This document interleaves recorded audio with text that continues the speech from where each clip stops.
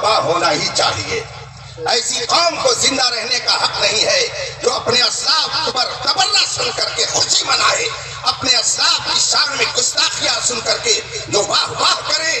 लोग इसी तरीके की तकरीरें आज करके लोगों को खुश करना चाहते हैं। हुजूर खतीबुल बराहीन का मेयार लोगों की खुशी नहीं बल्कि उनका मेयार खिताबत अल्लाह रसूल की रज़ा थी। यही वजह है कि वो जहां गए अल्लाह तबारक व तआला ने उनके खिताब में वो तासीर पैदा की कि न जाने कि दिनों की तकदीरें बदल। बेशक बेशक बेशक। हुजूर खतीबुल बराहीन अलैहि रहमत व रिज़वान ने लोगों को खुश करने के लिए नहीं बल्कि अल्लाह रसूल को खुश करने के लिए अमल किया। सर पर हवाए जुल्म चले 100 जतन के साथ, अपनी गुलाह कज है उसी बागपन के साथ। हुजूर खतीबुल बराहीन रहमतुल्लाह अलैह जिंदगी के आखिरी लम्हे तक लोगों को जिस चीज का पैगाम देते रहे वो ये जिसको मैंने मुताद्दिद बार आपके सामने रखा है। बाबू, जो मसलके आला हजरत से हटा वो हटा। कितना बामाना जुमला था कि जो मसलके आला हजरत से हटा वो हटा। तो मैं हजरत के इस जुमले को नकल करके कभी कभी उस पर एक और जुमले का इजाफा करता हूं और कहता हूं कि जो मसलके आला हजरत से हटा वो हटा और जहन्नम की दीवार से सटा। इसलिए कि हुजूर खतीबुल बराहीन अलैहि रहमत व रिज़वान के नहीं है किसी के लिए जिंदगी है नबी की, नबी के लिए ना समझ मरता है जिंदगी के लिए, जीना मरना है सब कुछ नबी के लिए। जो नबी के लिए मरता है वो मरता नहीं है बल्कि वो जिंदा हो जाता है और इस तरह से जिंदा रहता है कि जिस पर निगाहें करम कर देता है उसे भी जिंदगी अता कर देता है। हम और आप किसी मुर्दे से मांगने थोड़ी आए हैं। शाम से आप हजरात मनक़बत के अशार सुन रहे हैं कि सूफी निजामुद्दीन के दरबार में हम आए हैं लेने के लिए। तो क्या किसी मुर्दे के पास लेने के लिए आए हैं?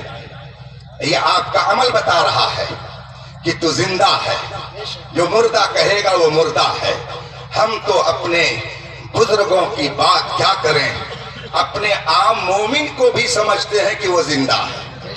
हम अपने आम मोमिन को भी समझते हैं कि वो जिंदा है।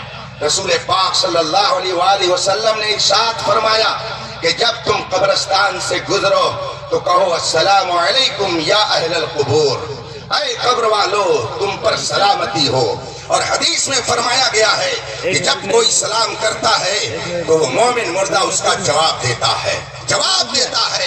आप सलाम करते हैं, वो कब्र के अंदर सुनता है और वो सुन करके जवाब भी देता है। लोग कहते हैं वो मर गए, उनकी ताकत क्या है? आप मुझे बताओ, आप उनको सलाम करते हैं, वो आपका सलाम सुन करके आपको जवाब देते हैं। क्या आप उनका जवाब सुनते हैं? नहीं सुनते हैं। तो इसका मतलब क्या हुआ कि आपने सलाम किया, उन्होंने सुन लिया, इसीलिए उन्होंने आपको जवाब दिया, मगर आप उनके जवाब को नहीं सुन सके। अब बताइए कि आपकी ताकत ज्यादा है कि जो जमीन के नीचे आराम कर रहा है उसकी ताकत ज्यादा है। आप सलाम करें, वो सुन ले और वो जवाब दे, आप न सुन सके। ये फलसफा बता रहा है कि दुनिया से जब मर्द मोमिन जाता है, रब अपने करम से, ईमान की बरकत से उसकी ताकत में और इजाफा फरमा देता है। सुभान अल्लाह। मेरे भाइयों, हम और आप आस्ताने पाक पर आए हुए हैं। मखदूम में किछोचा के दरबार में एक अजीम शख्सियत कभी परवान चढ़ी और उसने हिंदुस्तान के खित्ते खित्ते में बैतो इरशाद का काम अंजाम दिया। उस शख्सियत का नाम है हुजूर अशरफी मियां अली हुसैन रहमतुल्लाह ताला अलैह। बड़े वजीह, बड़े शकील, बड़े हुस्न जमाल वाले थे। लोग देखते थे तो उनके दिल खिंच जाया करते थे। बड़ी पाकीज़ा शख्सियत के मालिक थे। नवाबे रामपुर के इलाके में आपका दौरा हुआ। नवाबे रामपुर को जब ये खबर मिली कि पिछोचा शरीफ के फला बुजुर्ग जलवा फरमा हुए हैं इस इलाके में, नवाबे रामपुर ने दावत भेजी। कहा हुजूर, मेरे غریب خانے پہ جلوہ فرمائی ہو۔ اعلیٰ حضرت حضور اشرفی میاں علیہ رحمت و رضوان نے ان کی دعوت کو منظور فرمایا اور پھر نواب رامپور کی حویلی میں تشریف فرما ہوئے۔ جب آپ وہاں پہنچے تخت پر بٹھایا گیا، جیسے آپ بیٹھے ہوئے ہیں مجمع ایسے ہی بیٹھا۔ اس زمانے کے پیران طریقت کا بھی الگ انداز تھا، مریدوں کا بھی الگ طریقہ تھا۔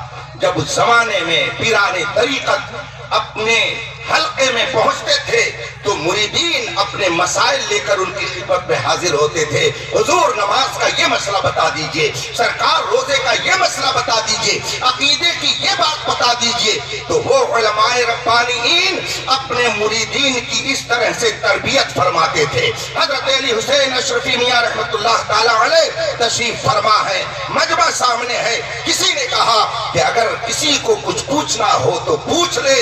اتفاق سے پیچھے سے ایک آدمی کھڑا ہوا اور کہا حضور میرا ایک سوال ہے۔ آپ نے فرمایا کہو کیا کہنا چاہتے ہو؟ اس نے کہا حضور بندہ جب کوئی دعا کرتا ہے تو اس کی دعا کو کون قبول کرتا ہے؟ کون اس کی دعا کو قبول کرتا ہے؟ حضرت نے فرمایا تم مسلمان ہو، اس کے باوجود تم اتنی معمولی بات نہیں جانتے ہو؟ کہا سرکار آپ ارشاد فرماتے ہیں۔ اعلیٰ حضرت علی حسین اشرفی میاں رحمت اللہ تعالی علیہ نے فرمایا سنو، جب بندہ کوئی دعا کرتا ہے تو اس کی دعا اللہ قبول کرتا ہے، اللہ قبول کرتا ہے۔ ہمارا ایمان ہے۔ وجیب دعوت الداعی اذا دعان، قرآن فرماتا ہے جب مجھے کوئی پکارتا ہے تو اس کی پکار کا میں جواب دیتا ہوں۔ حدیث میں فرمایا گیا ہے کہ اگر بندہ ایک بار کہتا ہے یا اللہ، اللہ 7 بار کہتا ہے لبیک یا عبدی، لبیک یا عبدی، اے میرے بندے میں حاضر ہوں، بتا تیری کیا تمنا ہے، تو مجھ سے کیا مانگنا چاہتا ہے۔ حدیث میں فرمایا گیا ہے۔ حضرت علی حسین اشرفی میاں رحمت اللہ علیہ نے فرمایا کہ جب بندہ کوئی دعا کرتا ہے تو اس کی دعا کو اللہ قبول کرتا ہے۔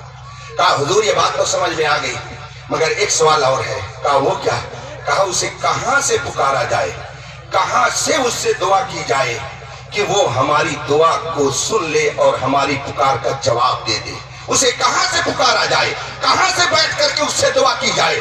حضرت علی حسین اشرفی میاں رحمت اللہ تعالی علیہ نے فرمایا اس کو جہاں کہیں سے پکارو گے، جہاں کہیں سے تم اس سے دعا کرو گے، اگر وہ تمہاری دعا کو قبول کرنا چاہے گا تو کر لے گا۔ کوئی قید نہیں ہے، مکان میں رہو، دکان میں رہو، گھر میں رہو، جہاں بھی رہو، اگر تم دعا کرو گے اللہ قبول کرنا چاہے گا تو تمہاری دعا کو قبول کر لے گا۔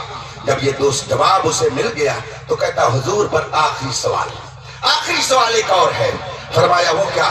کہا حضور میں نے آپ سے عرض کیا ہے دعا کون قبول کرتا ہے؟ آپ نے فرمایا اللہ قبول کرتا ہے۔ میں نے آپ سے عرض کی کہاں سے اس سے دعا کی جائے کہ وہ قبول کر لے؟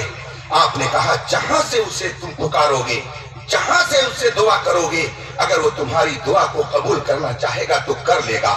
تو اب تیسرا سوال میرا یہ ہے، کیا وجہ ہے کہ سنی علماء، سنی پیران طریقت جب کسی اپنے مرید کی پریشانی کو سنتے ہیں، مثلا کوئی مرید ان کے پاس گیا اور کہا حضور میری اولاد، میرے پاس اولاد نہیں ہے، میں کوئی اولاد نہیں رکھتا ہوں، دعا فرما دیجئے، میرے حق میں کچھ عرض کر دیجئے، تو آپ کیوں کہتے ہیں کہ بچے کی اگر دعا لینی ہے تو اجمیر چلے جاؤ؟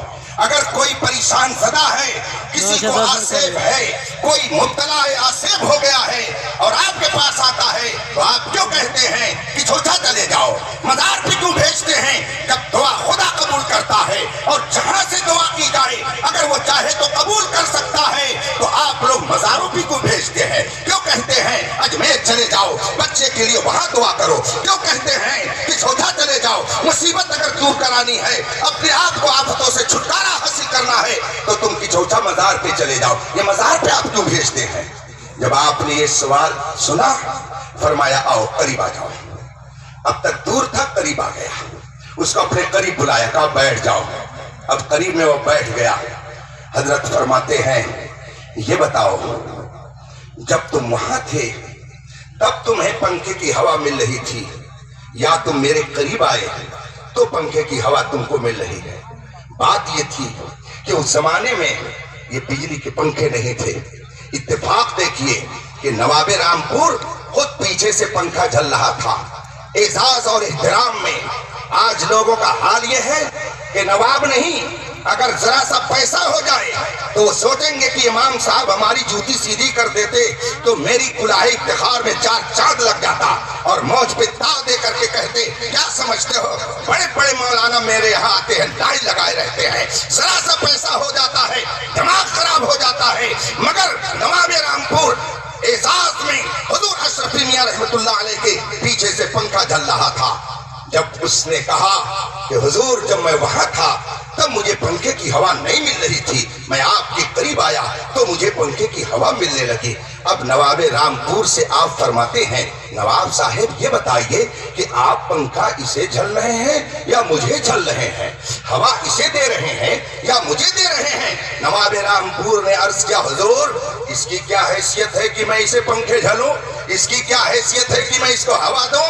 اس جیسے نہ جانے کتنے میرے ہاں خود خادم ہیں جو مجھے پنکھا جھلتے ہیں، حضور میں تو آپ کو پنکھا جل رہا ہوں، ہوا آپ کو دے رہا ہوں، اس کو میں کیوں ہوا دوں گا، اس کی کیا حیثیت ہے؟ حضرت نے جب نواب رامپور کا یہ جواب سنایا اور پھر فرمایا سنا کچھ تم نے؟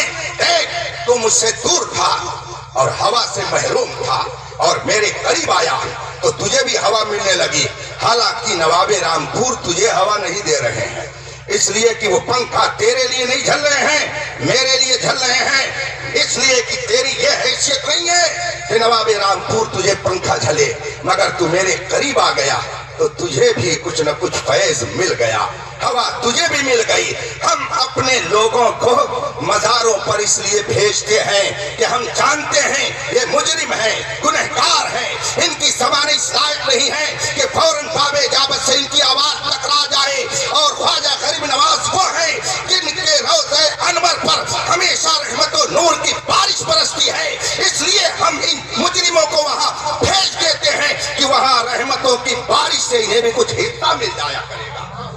اسی لیے ہم اپنے بزرگوں کے آستانے پر جاتے ہیں کہ وہاں سے فیض و برکات ملے۔ حضرت حبیب العلماء ایسی بھی برکت دیتے ہیں جو دیکھنے میں آئے، اور ایسی بھی برکت دیتے ہیں جو مشاہدے میں نہ آئے۔ ایمان